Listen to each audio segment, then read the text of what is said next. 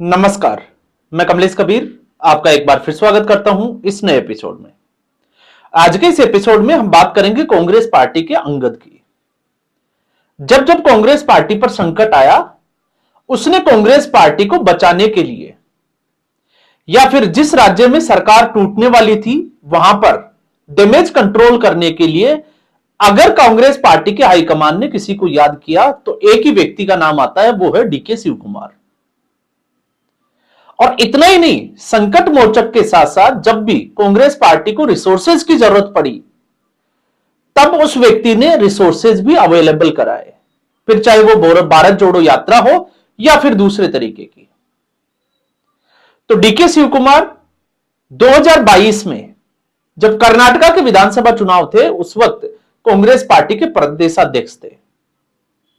और एक ऐसा समुदाय जो वोकालिगा समुदाय है, वो भारतीय जनता पार्टी का उसकी तरफ झुकाव था, लेकिन वोकालिगा समुदाय को यह भरोसा दिलाया गया कि डीके शिव कुमार को अगर वो समर्थन करते हैं तो डीके शिव कुमार कर्नाटक का नेतृत्व करेंगे, मुख्यमंत्री बनेंगे। तो यह स्थिति जो है वो ठीक वैसी है जैसे राजस्थान में 2018 में हुआ था। सचिन पायलट मुख्यमंत्री के रूप में होंगे, मुख्यमंत्री का चेहरा होंगे, इसको लेकर जनता ने भरपूर समर्थन दिया। लेकिन जब सरकार सत्ता में आई कांग्रेस पार्टी, तो मुख्यमंत्री बनाया अशोक गहलोत को। और उस वक्त चर्चा का विषय रहा 2.5 साल का फॉर्मूला। तो ठीक उसी फॉर्मूले के तहत कर्नाटक में काम हुआ, लेकिन यह पूरा फॉर्मूला जो था वो लिखित नहीं था, यह मौखिक था, कथित रूप से था। तो सीएम सिद्धारमैया मुख्यमंत्री बन गए, या हम कहें कि सिद्धारमैया को मुख्यमंत्री बना दिया गया और 2.5 साल का फॉर्मूला तय हुआ। तो 2.5 साल 20 नवंबर को कंप्लीट हो चुके हैं। अब ऐसे में नवंबर क्रांति की बात जो है वो लगातार की जा रही थी, और जब बिहार का चुनाव परिणाम आया उससे ठीक पहले हमने भी बात की थी कि सिद्धारमैया ने 15 नवंबर को दिल्ली का एक दौरा जो है वो प्रस्तावित किया है। वो दिल्ली आने वाले थे। क्यों आने वाले थे? क्योंकि डीके शिव कुमार बड़े दिनों से दिल्ली में ही डेरा जमाए हुए थे और उनके भाई सुरेश शिव कुमार जो है वो भी दिल्ली में ही डेरा जमाए हुए हैं। अब आप समझ सकते हैं कि क्यों जमाए हुए हैं। तो एक तरीके से अगर आप रामायण से जो है वो जानकार है, या रामायण अगर आपने देखी है, तो जिस तरीके से रावण के दरबार में अंगद ने अपने पैर जमा दिए थे, ठीक उसी तरीके से दिल्ली के दरबार में डीके शिव कुमार ने अपने पैर जमा दिए हैं। वो कर्नाटक जाने का नाम ही नहीं ले रहे। और अब स्थिति यह बन गई है कि धीरे धीरे उनके समर्थित जो विधायक है वो दिल्ली और पहुंचने लग गए। तो लगभग 10 विधायकों और एक मंत्री इकबाल हुसैन के साथ डीके शिव कुमार अभी दिल्ली में मौजूद है।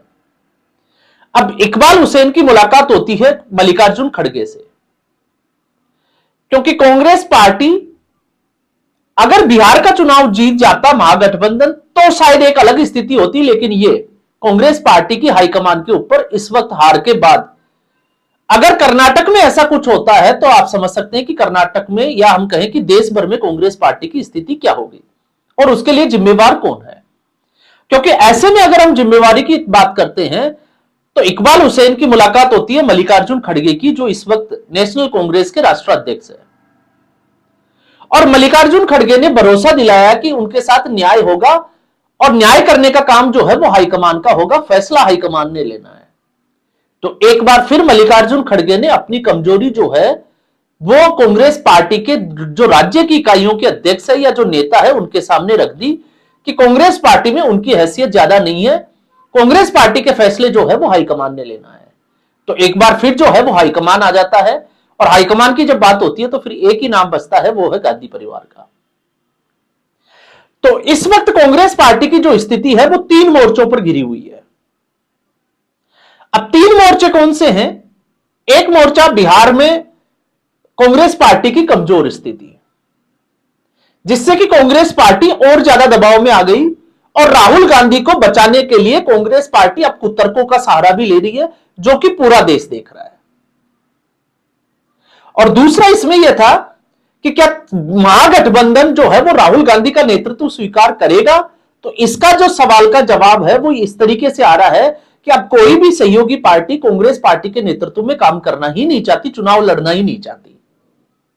तो राहुल गांधी और उसकी कांग्रेस पार्टी इस एक तरीके से अगर हम देखते हैं तो कमजोर होती हुई दिखाई देती है।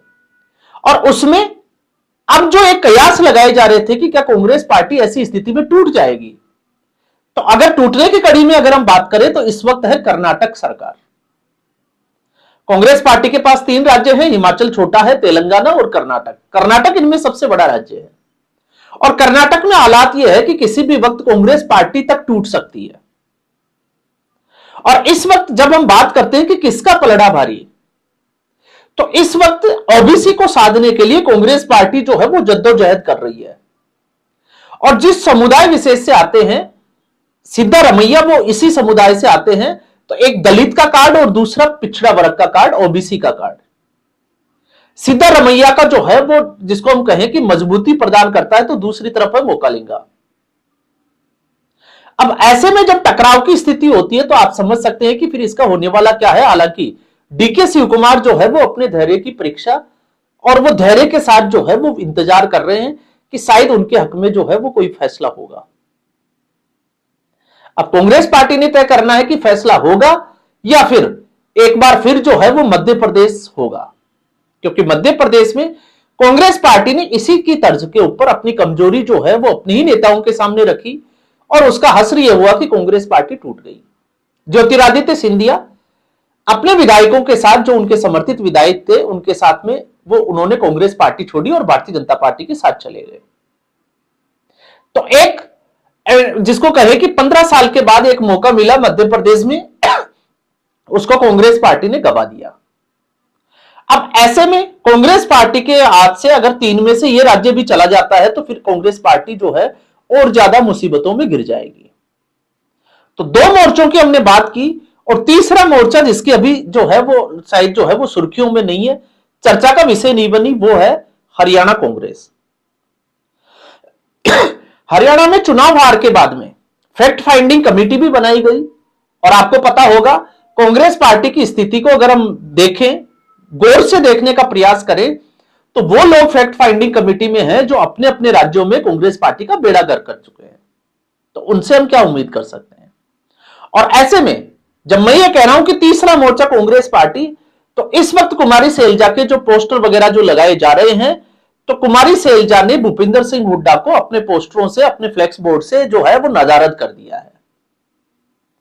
तो ये एक जो है वो सामान्य जो है वो घटना नहीं है कांग्रेस पार्टी में।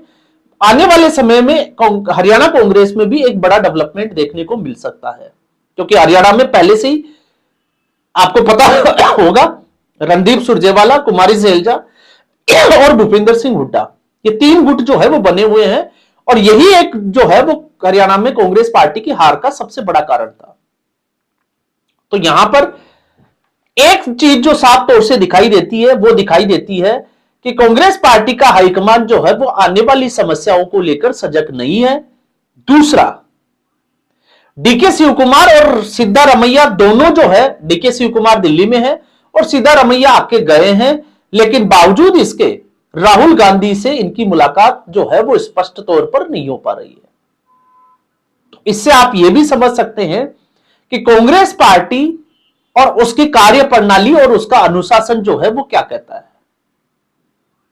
आप सोचकर देखिए, एक बड़ा राज्य और इस वक्त जब कांग्रेस पार्टी मुसीबत में हो और उसके पास 3 ही राज्यों में सरकार हो, ऐसी स्थिति में हाईकमान अगर सोया हुआ है तो फिर सवाल यह उठता है कि हाईकमान जागेगा कब। जब कांग्रेस पार्टी टूटकर जो है वो बिखर जाएगी और सरकार जो है वो सत्ता उसके हाथ से निकल जाएगी, तब जागेगी या फिर अभी उसको जाग जाना चाहिए। और यह कांग्रेस पार्टी की समस्या जो है वो एक नई तरीके की समस्या उभर कर आई है, जो 2014 के बाद से, या हम कहें कि जब से कांग्रेस पार्टी का नेतृत्व राहुल गांधी के हाथों में गया है, उसके बाद से ही यह देखने को मिला है। आपने देखा हरियाणा विधानसभा चुनाव, जिसमें भूपिंदर सिंह हुड्डा को जो है वो खुली कमान देकर राहुल गांधी अमेरिका चले गए। आप दिल्ली विधानसभा का चुनाव देख लीजिए, अलका डांबा, रागिनी नायक और संदीप दीक्षित को जमीनी स्तर पर दिल्ली में जो है वो लड़ाई के लिए अकेला छोड़ दिया गया।